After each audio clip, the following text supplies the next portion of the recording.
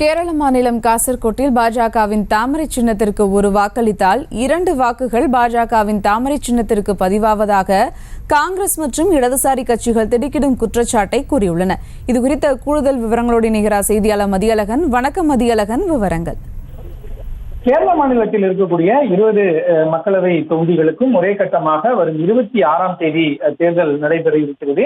இந்த நிலையில் மாதிரி வாக்குப்பதிவு நடைபெற்றது. அப்பொழுது வாக்குப்பதிவு இந்த எந்திரங்கள் முறையாக செயல்படுகின்றனவா என்று சோதனை செய்யப்பட்டது. மேலும் ஒவ்வொரு சின்னத்திற்கும் இருக்கக்கூடிய பொத்தானை அழுத்தியும் சோதனை செய்யப்பட்டது. அப்பொழுது பாஜகவிற்கு சின்னம் பொதித்த அந்த தாமரை சின்னம் பொதித்த பொத்தானை ஒரு முறை அழுத்திய பொழுது விவிபேட் அந்த மிஷின் மூலம் 2 வாக்குகள் விழுந்ததாக, அந்த விவிபேட் இயந்திரத்தின் மூலம் ஸ்லிப் கிடைக்கப்பெற்றதாக கம்யூனிஸ்ட் மற்றும் காங்கிரஸ் கட்சியை சேர்ந்த வேட்பாளர்களினுடைய முகவர்கள் குற்றச்சாட்டை முன்வைத்தார்கள்.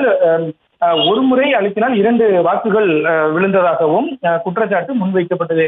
இது தொடர்பாக மாவட்ட தேர்தல் அதிகாரியிடம் புகார் அளிக்கப்பட்டது. இது தொடர்பாக விசாரணை நடத்தி அறிக்கை அளிக்குமாறு மாவட்ட தேர்தல் அதிகாரியும் உத்தரவிட்டிருந்தார். அதில் சிறிய பிழை காரணமாகவே இந்த தவறு ஏற்பட்டு இருப்பதாகவும், அந்த பிழை தற்பொழுது சரி செய்யப்பட்டு விட்டதாகவும் தெரிவிக்கப்பட்டது. மேலும் இந்த அதாவது அந்த பாஜகவிற்கு ஓட்டு விழுந்ததாக அந்த விவிபேட் மூலம் வந்த ஸ்லிப்பிலும் கூட இந்த வாக்கு என்பது கணக்கில் எடுத்துக் கொள்ளப்படாது என்று வந்ததாகவும் தெரிவிக்கப்பட்டிருந்தது. ஆனால் எதிர்க்கட்சி வேட்பாளர்களை பொறுத்த வரைக்கும் இது போன்ற தகவல்களை வாக்கு எண்ணிக்கையின் பொழுது பாஜகவினர் ஏற்றுக்கொள்ள மாட்டார்கள். எனவே இது போன்ற தவறு வராத வகையில் உரிய நடவடிக்கை எடுக்க வேண்டும் என தெரிவிக்கப்பட்டது. அதனை ஏற்றுக்கொண்ட மாவட்ட தேர்தல் அதிகாரி இந்த குறை முற்றிலுமாக சரி செய்யப்படும் என்றும் உறுதியளித்திருக்கிறார்.